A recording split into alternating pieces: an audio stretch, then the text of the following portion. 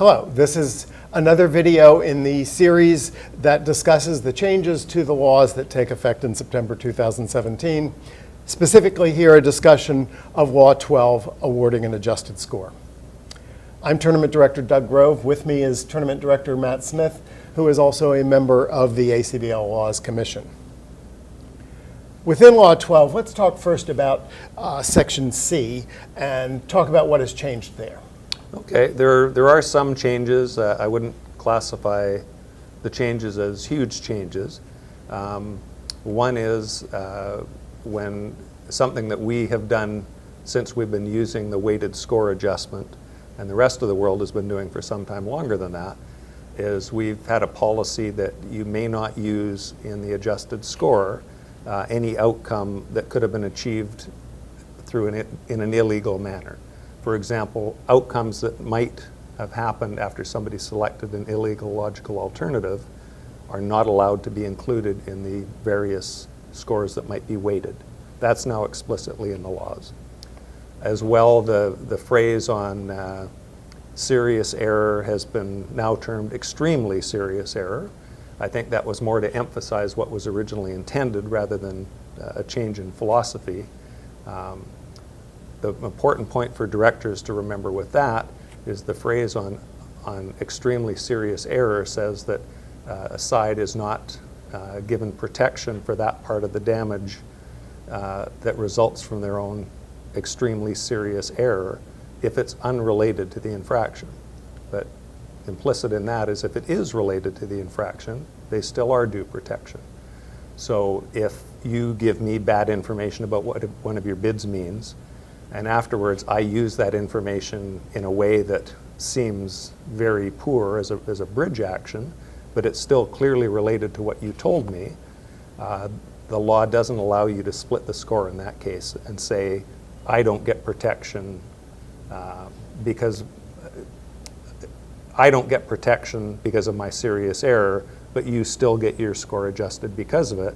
My action was related to the infraction, so it has to be a one-way score. It may well be weighted. I think some directors miss that part of what that law means. That hasn't changed. In the phrasing of this, the serious error part, the related to part is just as important as the serious error part. And often overlooked, I would suggest, yes.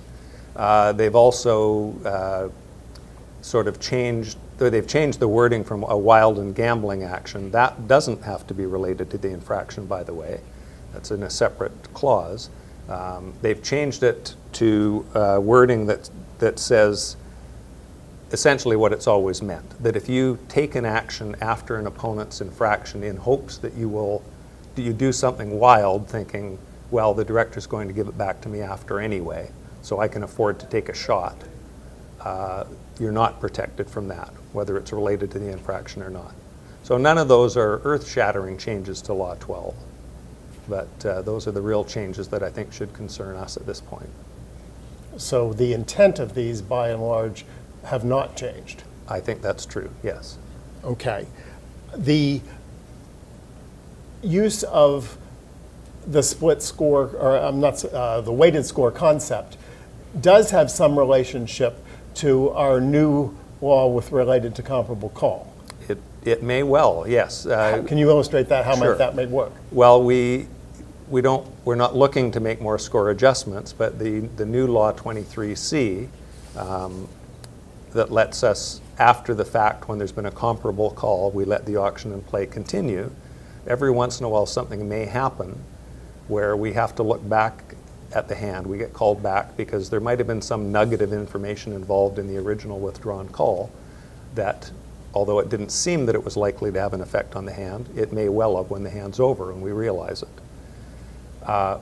That, when we do adjust a score there, we may well use a weighted score in that adjustment. For example, let's suppose, I think this may have been something we talked about in another video, or Matt Coltnow did. I'm in second seat and my right-hand opponent's the dealer, and I open one no trump, 15-17.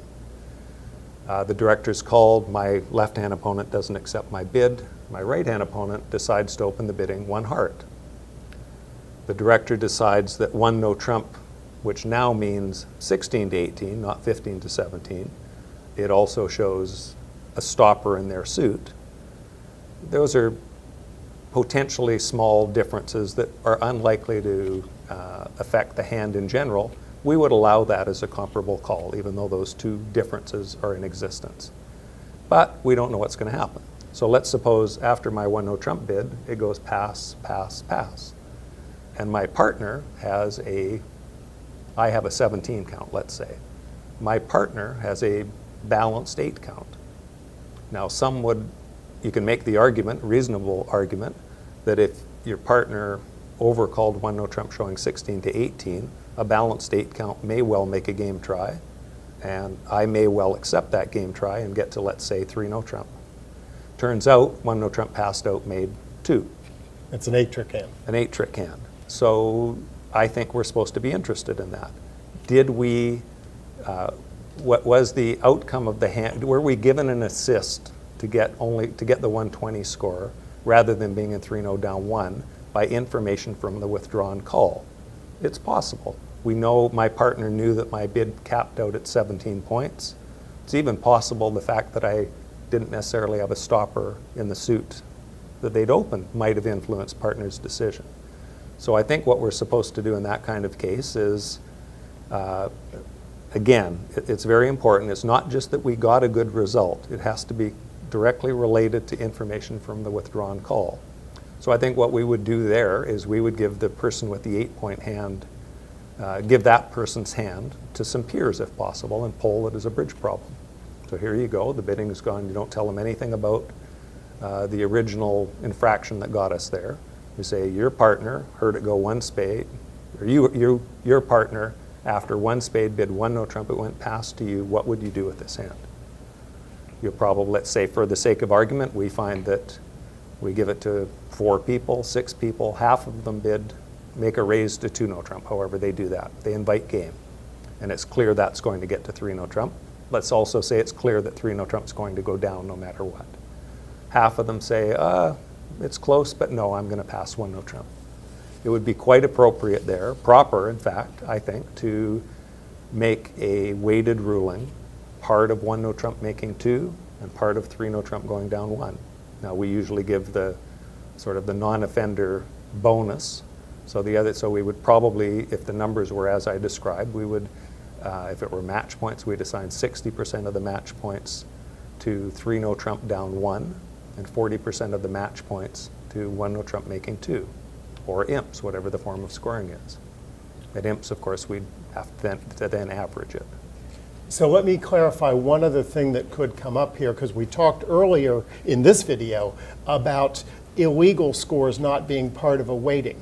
But because we have allowed 1 no trump correctly to be treated as a comparable call, we're not judging these in the sense of UI. Both of these Exactly. results were legally obtained, or conceivably legally obtained, but there is extra information that were it not there, we might have a different result. Am I Right. stating this correctly? Yes.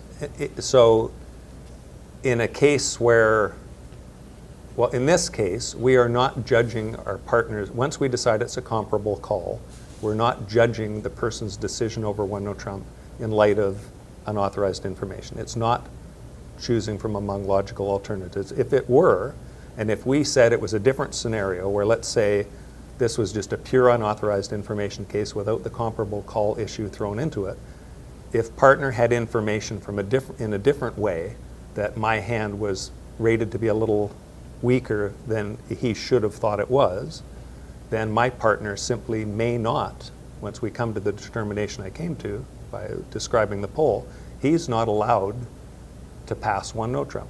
That part can't be factored into a weighted score. But in this case, where it's a comparable call, we don't use the standards of unauthorized information when we ultimately get to make score adjustments that we hope don't happen that often, but every once in a while they will, and we have to recognize that they will, I think. Okay, thank you for making that distinction between those two instances. Do you have another example that is Sure. related to this? Matt in another video gave an example of a comparable call we would allow where a player opens 1 heart at their partner's turn it's not accepted, and the partner opens one heart. And we decided that a Jacoby 2-no trump bid would be a comparable call. Chose an opening bid strength hand, 4 or more hearts. Now the difference there is, of course, that the 1 heart bid, information from the withdrawn call, showed 5 hearts. So let's suppose that somehow this information made it easier for, say, the person who bid hearts who had ace king 5th, the real 1 heart opener, knowing their partner had 5 hearts, they can pretty much tell there's no trump loser there. So maybe it gives them an assist in pursuing slam or bidding slam that maybe they wouldn't have gotten to. That would be another case where it would be appropriate and proper to poll the hand among peers of that player, the partner, see what they might do, and use that to perhaps come up with a weighted adjustment. Okay. Again, with all of these, it would be good to look at the videos and think thoroughly through Law 23, and particularly 23C, to be clear on when these second looks, as it were, would be applicable. I think so, and I think the fact that we are encouraging people to be relatively liberal in deciding what a comparable call is, lenient, because we want to get bridge results. The people who wrote the laws want us to get bridge results. Within reason, we want them to allow bids when it's a close case. But it will, as I say, inevitably lead to some of these situations, and we have to be aware of it and aware of the standards for making adjustments when they do come up. Is it fair to just alert anybody watching this that these aren't necessarily easy? They are involving judgment, and they do involve situations that require discussion because they aren't cut and dried necessarily. I think so. I think it's going to be a little frustrating at times. People are going to want precise answers to every conceivable auction, and we're never going to be able to do that. We're just going to have to do our best. I'm sure as time goes on, we're going to come up with standards for particular kinds of auctions, but it will never be a perfect, easy solution. There are always going to be cases that are right on the line, and we're just going to have to do our best to work through them and try to do the right thing. Thank you.